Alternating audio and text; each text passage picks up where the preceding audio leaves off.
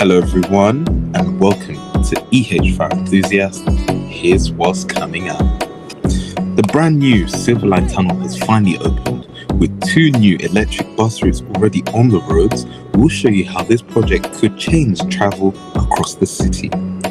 Also ahead, we'll also break down the latest fare changes, with the £2 bus cap ending and a new £3 limit coming in across England. What does this mean for Londoners, and will it make public transport more or less accessible? Plus, we'll take a look at a bold new idea: contraflow bus lanes. Could reversing the flow of traffic really speed up the commutes? We dive deep into that.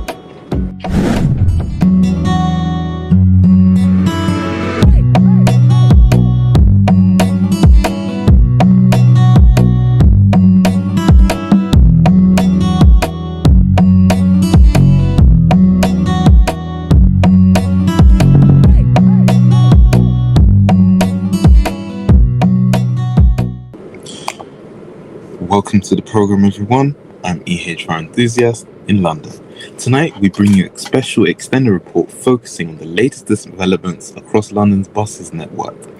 Changes that could impact thousands of daily commuters, with new routes introduced, major infrastructure now in operation, and fare updates announced. It's a critical moment for public transport in the capital. Whether you're a regular traveller or occasional passenger, the upcoming updates could force spring to reshape Londoners' moves through the city. Let's begin with one of the most anticipated projects, the Silver Line Tunnel, where earlier this month, after years of construction, the long-awaited Silver Line Tunnel has now opened for the public. It's now costing up to 2.2 billion, with the funding which was put in place by TfL and the Mayor, which runs beneath the River Thames, linking the Royal Docks in Newham with the Greenwich Peninsula, designed to ease pressure on the aging and heavily congested Blackwall Tunnel. The new Silver Line links is expected to make significant differences, especially for buses and for transport too. To coincide with the tunnel's opening, TfL introduced 2 new brand new bus routes, the routes SL4 and the 129 Extended. Both are fully electric, offering zero emission travel, and importantly will be free of charge for at least the first year, providing a major incentive for Londoners to shift from private cars to public transport. The route SL4 runs from Grove Park Station in Lewisham all the way to Westbury Circus in Canary Wharf, with key stops Lee, Blackheath, North Greenwich and Poplar. It's a significant link between South East London and a growing international hub. Now, with the 129, it originally ended at North Greenwich and finished at Lewisham Shopping Centre. Now, as of the opening of the Silver Line Tunnel, it's been extended. Now, the extension is part of a wider strategy to the eastern side of the city, allowing for more better connected and clean public transport. Now, both of these routes are free to use and are expected to not only improve connectivity but also encourage more sustainable travel habits as London pushes towards its net zero goals. Looking ahead, May will bring further changes to London's buses in the network. From Saturday, the 3rd of May, several services improvements are scheduled to take effect. One of the most notable changes is the Route 315, which will now be extended to Balham Station to Springfield University Hospital. The extension will pass through Tooting Bec Station and Glen Burnie Road, making hospital access easier for patients and staff and visitors frequently. Improvements are also coming to the busy Route 92, which connects Ealing Hospital to St. Ralph's Hospital, with buses coming every 10 minutes during the daytime hours and 12 minutes during the evenings, and on Sundays similar timings as well. Similarly, with the 182 between Harrow, Weald and Brent Cross, we'll see buses running every 8 minutes at peak times, and these changes will reflect a wider effort by TfL to restore pre-pandemic services, levelled at demand steadily recovers across the capital. However, Not all updates are routine timetable adjustments. Temporary schedules will also come into play on the routes 56, 236, 285, 358 and R68. These are linked to essential infrastructure works, including major projects around Hackney Central and the other busy junctions. While short-term disruption is inevitable, TfL insists that these upgrades are vital to maintaining a resilient and reliable network in the long term. Passengers are strongly advised to check live services updates regularly, especially over the weekends when much of the planned work will take place.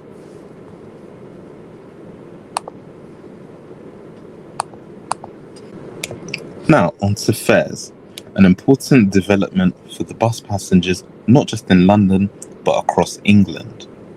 Starting later this year, the government will look to increase the bus fare cap from £2 to £3 with new ceiling, which will be maintained until the end of 2025 and is aimed at continuing to support passengers, particularly those in rural and semi-urban areas, where public transport is very scarce and often limited, especially across London as well.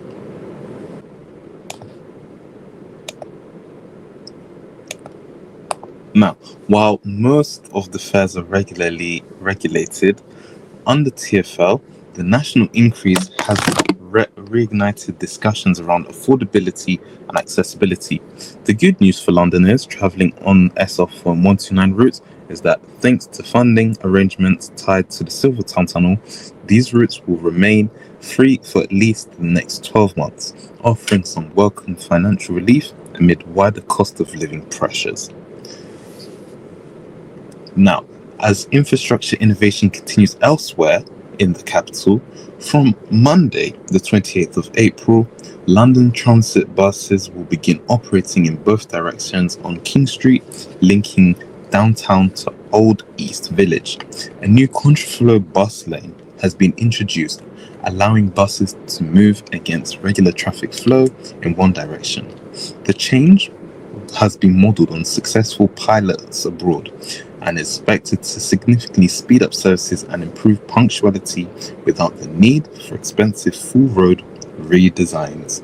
TfL officials hope that this trial will lead to a wider adoption of contraflow lanes and across central and suburban London. And of course, Transport for London isn't just making changes from the top down. Public engagement remains at the heart of the capital's transport strategy. Consultations are now open for proposed changes to the routes, like the 188 serving areas from Russell Square through to Waterloo, North Greenwich and Tottenham Court Road. Residents, businesses and regular commuters are encouraged to share feedback, helping to shape a more responsive bus network. And if you have thoughts on your services in your area, you can have your say on the portal on TfL's website, which is a place for your voice to be heard. Now, before we close the show, we like to step back for a moment. London bus system is one of the largest and most complex in the world, carrying more than 5 million passengers on a typical weekday.